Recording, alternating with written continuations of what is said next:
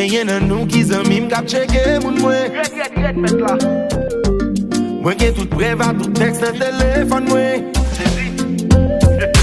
Se nou chak chou kap an bas, nou kap an konsey kap an bel fras.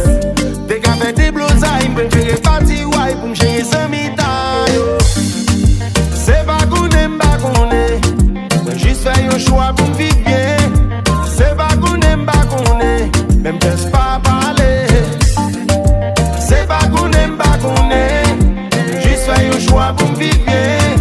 Se bakounen bakounen, mwen jes pa pale.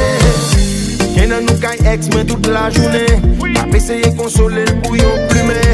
Gen se ke nou pataje, menaj mwen repete mse nou koutim kom el fè toune.